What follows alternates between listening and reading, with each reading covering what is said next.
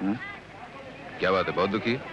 क्या बोलूं, सोचा था गुप्ता वकील गवाही में बुलाएगा, 150 सीधे होंगे। अब उसकी तारीख आगे बढ़ गई है। यार अहमद, आज धंधा कुछ मंदा लगता है। आएगा आएगा, कोई ना कोई तो आएगा बादशाह।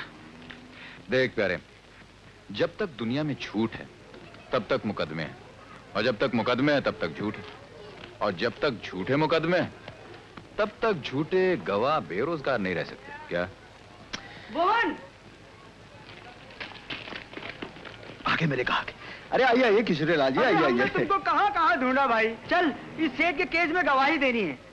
ठीक है, 50 रुपए लगेंगे। दे दो सेठ जी, दे दो। देखना क्या काम दिखाएगा। तो इधर ही है? ये लो पैसा। हाँ, कोई मामला नहीं पटा तो इधर ही बैठा। हाँ, हाँ। आइए आइए आइए। सब ठीक हो जाएगा सेठ जी, सब ठीक हो जाएगा। हाँ बोलो, क्या बोलना?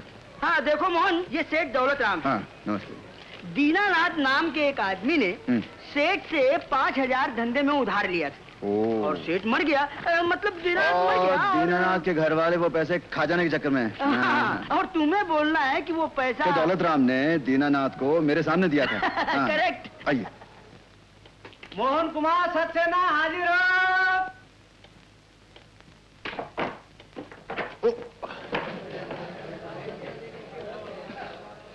धन्यवाद। नमस्ते सरकार। गीता पे हाथ रख के कहिए, मैं कसम खाता हूँ। मैं कसम खाता हूँ कि मैं जो कुछ कहूँगा सच कहूँगा। मैं जो कुछ कहूँगा सच कहूँगा। और सच के सिवा कुछ नहीं कहूँगा। और सच के सिवा कुछ नहीं कहूँगा। मिस्टर मोहन, अगर आप बैठना चाहें तो कुर्सी का इंतजाम किया जा सकता है। सरकार, सच बोलने के लिए लोगों ने क्या क्या तकलीफें नहीं उठाई, क्या मैं 2 मिनट के लिए खड़ा नहीं रह सकता? ठीक है, प्लीज प्रोसीड। हाँ तो मिस्टर मोहन, क्या सेठ दौलत राम ने स्वर्गवासी दीनानाथ को कुछ पैसे आपके सामने दिए थे? कुछ पैसे नहीं वकील साहब, 5000 रुपए। अच्छा, अगर दिया भी था तो आप कैसे जानते हैं कि वो 5000 ही थे? वकील साहब, इसलिए कि वो रकम दीनानाथ ने मुझसे गिनवाई थी। दीनानाथ को मुझ पे बहुत भरोसा था। वो रकम गिनकर मैंने कहा, तीनों 5000 हैं, तू भी गिन ले। तो दीनू बोला, मोहन मेरे दोस्त, मेरे भाई, तूने गिन लिए, समझ ले मैंने गिन लिए। वो इंसान के रूप में देवता था वकील साहब, देवता। चलो थोड़ी देर के लिए मान भी लिया जाए कि स्वर्गवासी दीनानाथ ने दौलत राम से आपके सामने 5000 रुपए लिए थे, लेकिन इससे यह तो साबित नहीं होता कि वो पैसे कर्ज लिए थे। हो सकता है उन्होंने अपने पैसे वापस लिए हों। नहीं वकील साहब, मुझे अपने दीनू के जुमले अच्छी तरह याद है। 5000 रुपए जेब में रखकर वो बोला, देख मोहन, कर्ज मोहब्बत की कैंची होती है। जब तक ये कर्ज वापस नहीं करूंगा मैं चैन से सो नहीं पाऊंगा, और अगर मैं मर गया तो जब तक मेरे घर वालों ने कर्ज नहीं चुकाया मेरी आत्मा भटकती रहेगी, उसे शांति कभी प्राप्त नहीं होगी, कभी प्राप्त नहीं होगी। जज साहब, आज मेरे दोस्त की आत्मा भटक रही होगी। दौलत राम को 5000 रुपए दिलवाकर मेरे दोस्त की आत्मा को मुक्ति दिलवा दीजिए सरकार, मेरे दोस्त की आत्मा को मुक्ति दिलवा दीजिए, उसे मुक्ति दिलवा दीजिए, मुक्ति दिलवा दीजिए। आप यहाँ बैठे हुए हैं, आपको तो वहाँ पर। अरे भाई जरा मेरी बात तो सुनो, आता कैसे? यहाँ कोई मेरी बैसाखियाँ उठा कर ले गया। क्यों उठा के ले गया? हाँ। ये लीजिए, धन्यवाद। ओह, मैं आपका मुतशक्किर हूँ। हाँ हुजूर, मैं तो वहां ये झगड़ा शुरू होने से पहले ही मौजूद था। बात शुरू हुई यहां से कि गुल्लू मियां चौधरी साहब के घर से निकले, सर झुकाए पता नहीं किस धुन में फतेहुल्लाह के घर की तरफ निकल पड़े। अब क्या देखता हूं कि भाई फतेहुल्लाह हाथ में डंडा लिए गाली गलौज करते आए, अनाओ देखा ना ताओ, जो डंडा घुमाया तो खटाक से गुल्लू मियां के सर।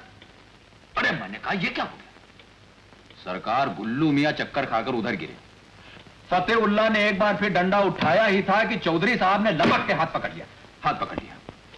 मगर हुजूर, फतेहुल्लाह पर खून सवार, तो यूं समझिए कि इसकी दाढ़ी उसकी मुट्ठी में और उसकी दाढ़ी इसकी मुट्ठी में, और दे चूता दे मार, दे चूता दे मार। मैं भागा, लोग भागे, अरे करते क्या हो, क्या करते हो, हंगामा हो गया। मगर सरकार, एक बात बताऊंगा, इस तमाम झगड़े में गुल्लू मियां अलग खड़े। लेकिन फतेहुल्लाह का कहना है कि ऐसा रोज होता है। चौधरी मोहिउद्दीन ने अपने गुल्लू मियां को सिखा रखा है कि जाके फतेहुल्लाह का बाग तबाह करता है। नामुमकिन सरकार, नामुमकिन। एक बार चौधरी साहब के लिए कुछ मान सकता हूं, लेकिन गुल्लू मियां हीरा है साहब, हीरा। ना वो किसी बुराई में, ना कोई बुराई उनमें। मैं तो उन्हें बहुत करीब से जानता हूं सरकार। तो तुम गुल्लू मियां को जानते हो? ये भी कोई पूछने की बात है? गुल्लू मियां चौधरी साहब के क्या लगते हैं? हाजी, ये पूछे क्या नहीं लगते। आंख के नूर, दिल के सुरूर। गुल्लू मियां तो चौधरी साहब के लिए सारी दुनिया से बढ़ के आए। कितने प्यार से चौधरी साहब ने गुल्लू मियां को इतना बड़ा किया है। अच्छा, कितने बड़े हैं गुल्लू मियां? जी मैं पूछ रहा हूं कितने बड़े हैं गुल्लू मियां? यूं समझिए, इतने बड़े होंगे। जनाब आली, शायद इस गवाह को यह भी मालूम नहीं कि गुल्लू मियां चौधरी साहब के मुर्गे का नाम है। देखा आपने गुल्लू मियां का कद क्या बतला रहे हैं? हाजी ठहरिए साहब, आप तो बीच में बोल देते हैं। अभी दूसरा हाथ हमने लगाया नहीं कि आप शुरू हो गए। ये होगा साइज गुल्लू मियां का। ये देखा आपने? अब आप जा सकते हैं।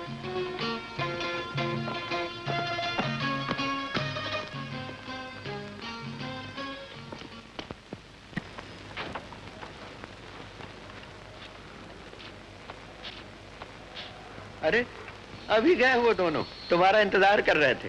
हाँ, बाहर मिले थे मुझे। मोहन भैया कह रहे थे कोई चीज लाए हैं मेरे लिए। हाँ, देता हूँ।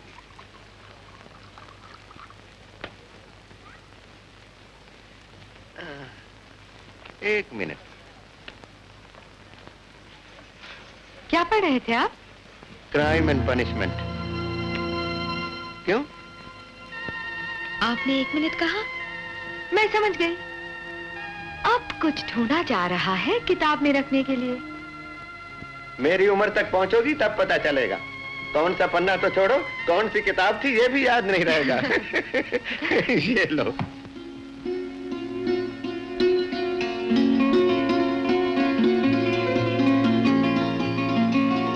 बाप रे, ये तो टेप रिकॉर्डर है बाबा। काफी महंगा होगा। हाँ भाई, होगा तो। इतनी महंगी चीज आप मना नहीं करते? नहीं, मैं मना नहीं करता, और उसका कुछ कारण है। श्यामली, मैं जानता हूं ये पैसे इन लड़कों ने किस तरह कमाए होंगे। धार्मिक किताबों पे हाथ रख के झूठ बोलते हैं, और भी पता नहीं क्या कुछ करते हो।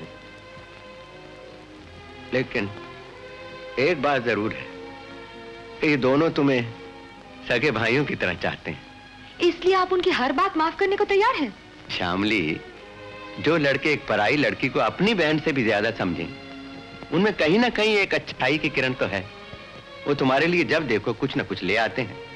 मैं उन्हें रोक सकता हूं, लेकिन तुमसे मोहब्बत उनका नेकी से आखिरी रिश्ता है, और मैं उस रिश्ते को तोड़ना नहीं चाहता। ये लो, आ गया तुम्हारा बंगला। हम तो बिना मेहनत के मजे कर रहे हैं। मेरी एक बात मान बेटा, हाँ। तू दुनिया के हर कर्म कर, मैं तुझे नहीं मना करता, मगर अपने धर्म की किताब पर हाथ रखकर झूठ मत बोल। ये बड़ा गुनाह है। अरे तू तो जवान आदमी है, कोई अच्छा काम दे, शादी ब्याह कर, अपना घर बसा। अरे बरकत चाचा, ये सारे पैसे जो तुम्हारे पास जमा कर रहा हूं किस लिए? शादी करूंगा। इधर शादी हुई और उधर मैंने सारे काम बंद कर दिए। और चाचा, अभी तो छड़ा छांट हूं, चलता है सब कुछ। बस। अच्छा, तो तू अगर शादी के बाद ही सुधरने वाला है, तो ये बता के शादी कब करेगा? बहुत जल्दी बरकत चाचा, बहुत जल्दी। है? लड़की ढूंढ ली है। अच्छा।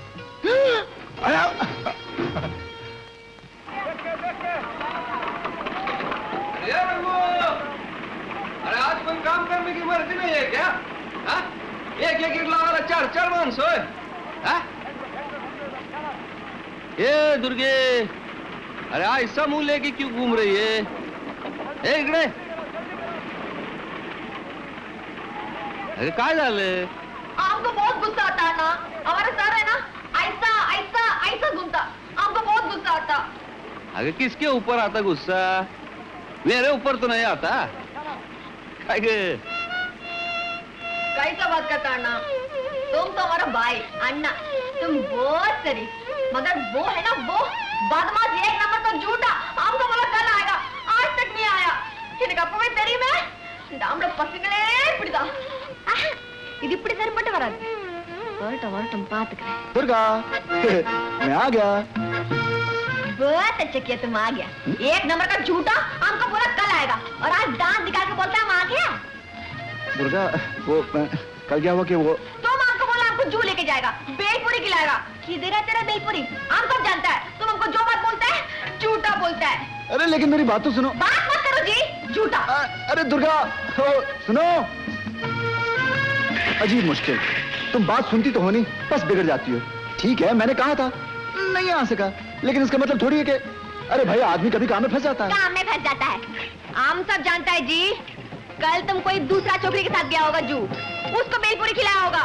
क्या उल्टी सीधी बातें कर रही हो? तुम समझती हो कि मैं किसी दूसरी लड़की के साथ घूमता फिरता हूँ? देखो दुर्गा, जो जी में आए कह लो, लेकिन ये मत कहना, बहुत बुरा लगता है. ஐயோ பாவம், இவருக்கு ஒண்ணுமே தெரியாது. சின்ன பாப்பா, வாயில கை வச்சு கூட கடிக்க தெரியாது. என்னன்னா வடிகட்ட முட்டாள் நினைச்சிருக்கீங்களா நீங்க? உங்கள மாதிரி எவ்வளவு ஆம்பளைங்க பாத்துருப்பேன் நானு. பத்தாம் போயா. अरे क्या बोल गई? ए दुर्गा, दुर्गा सुनो तो सही. अब मैं तुम्हें कैसे समझाऊं? तुम्हारी भाषा ना तो मैं समझ सकता हूँ ना बोल सकता हूँ. ओह, अरे दुर्गा, तुम समझती हो मैं किसी लड़की के साथ घूमता फिरता हूँ, लेकिन कसम से तुम्हारे सिवा मैं किसी लड़की पे आँख भी उठा के नहीं देखता हूँ. कसम से कह रहा हूँ. सच बोलता है क्या? हाँ बिल्कुल सच बोल रहा हूँ. जब तुम मुझ पर शक करती हो ना तो मुझे बहुत बुरा लगता है. सोचता हूँ कि मैं तुम्हें इतना प्यार करता हूँ और तुम हो कि बस. नहीं नहीं नहीं, ऐसा बात नहीं बोलना. हम भी तुमको बहुत प्यार करता है. तुमको मालूम नहीं, हम जब रात को सोता है तो तुमको सपने में रोज दिखता है, रोज दिखता है. रोज? हाँ. अच्छा, कल तुमने सपने में क्या देखा? कल? ஐயோ, கால் का सपना हमने बताएगा. நேத்து நான் பார்த்த கனவு எப்படி சொல்றது? எனக்கு ரொம்ப வெக்கமா இருக்கு, நான் சொல்ல மாட்டேன். अरे बोल ना. हम बताओ. बताना. क्या देखा? हम बताओ. हाँ हाँ. हम देखा हमारा तुम्हारा शादी. हाँ तो बोल, सचमुच शादी कटा रहे हैं? झूठा, तुम खाली बोलता करता नहीं. अरे क्या बोलती है तू? कहे तो कल ही बारात लेके.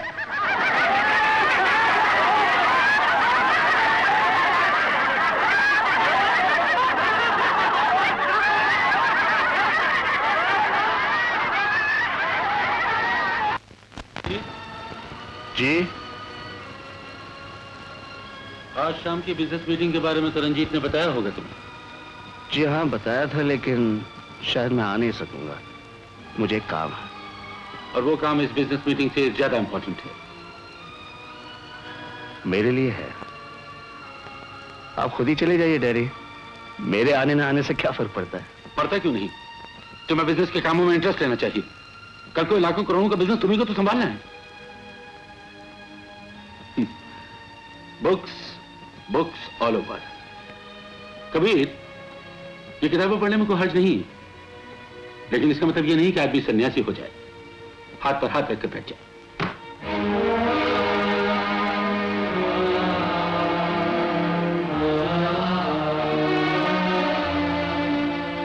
डैडी, मैं भी तो ये नहीं कहता कि आदमी को हाथ पे हाथ रखकर बैठ जाना चाहिए.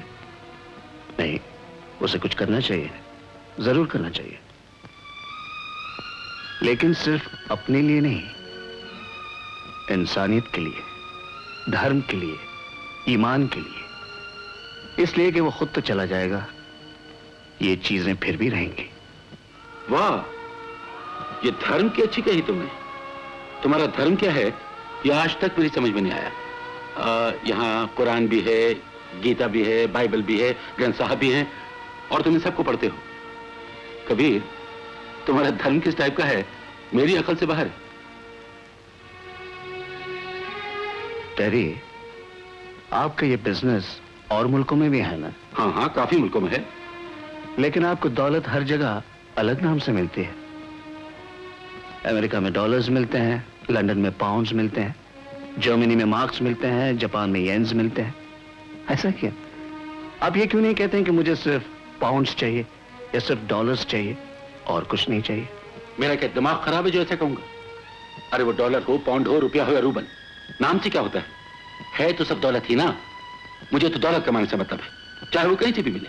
इसी तरह डैडी, चाहे वो गीता हो, कुरान हो, ग्रंथ साहिब हो या बाइबल हो, नाम से क्या होता है तो सब आत्मा की दौलत। और मुझे आत्मा की दौलत कमाने से मतलब है, चाहे वो कहीं से भी मिले। महाराज कबीरदास जी, आज बादाम का शरबत पियो, बाकी आपका काम परसों हो जाएगा 100%। लगता है बैसाखियां अभी तक फैक्ट्री में तैयार हुई नहीं।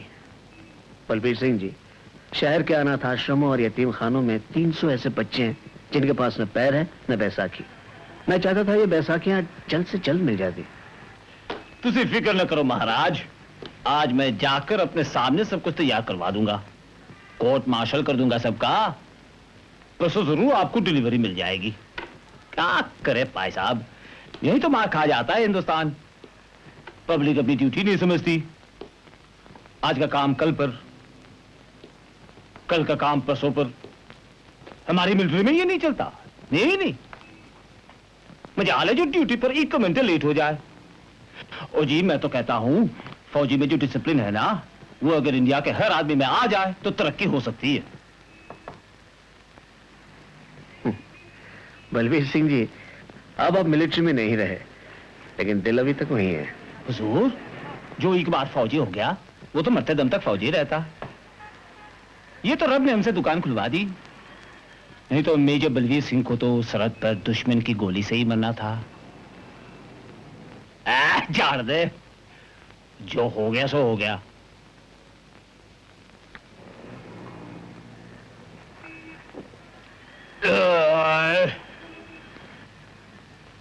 अच्छा, तो मैं चलता हूँ। अरे कहाँ जा रहा है? बैठ जा। नहीं, अब अगर मैं नहीं निकला तो मेरा कोर्ट मार्शल हो जाएगा। बहुत देर हो गई है। क्या बात है यार, कोई मशूक? नहीं, ऐसी कोई बात नहीं, सिर्फ दोस्ती है और बहुत अच्छी दोस्ती है। तो जा पाई, हम क्यों गुनहगार बने? शामली,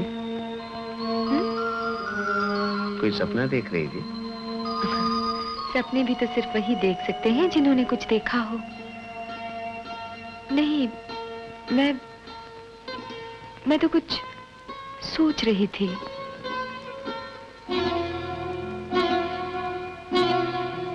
क्या सोच रही थी? मैं सचमुच सोचती हूँ कि क्या जरूरत है तुम्हें मुझसे रोज यहाँ इस तरह मिलने की। जिंदगी ने तुम्हें कितनी खुशियों के उजाले दिए हैं और तुम उन्हें छोड़कर मेरी आंखों के सामने फैले हुए अंधेरे में बैठ के क्या पा सकोगे? कुछ भी तो नहीं। तुम नहीं जानती शामली, जिसे तुम उजाला कह रही हो वो मेरे लिए उजाला नहीं, धूप है। और जिसे तुम अंधेरा कह रही हो वो अंधेरा नहीं, छांव है। क्या ये छांव तुम मुझसे छीन लेना चाहती हो? कबीर, तुम मानो न मानो, लेकिन कोई फायदा नहीं है इसमें। ना हो शामली, मैं इंसान हूं, तराजू नहीं कि जिधर बोझ लगे उधर झुक जाऊं। और फिर हर आदमी फायदे का अलग मतलब समझता है। मैं ये समझता हूं कि जिंदगी में मुझे जितनी भी दोस्ती मिल जाए उतना फायदा है, इसलिए इस वक्त मैं यहाँ हूं। और मेरे फादर ये सोचते हैं कि जिंदगी में जितनी भी दौलत मिल जाए उतना फायदा है, इसलिए इस वक्त वो किसी बिजनेस मीटिंग में बैठे रुपये कमाने की नई नई तरकीबें सोच रहे होंगे।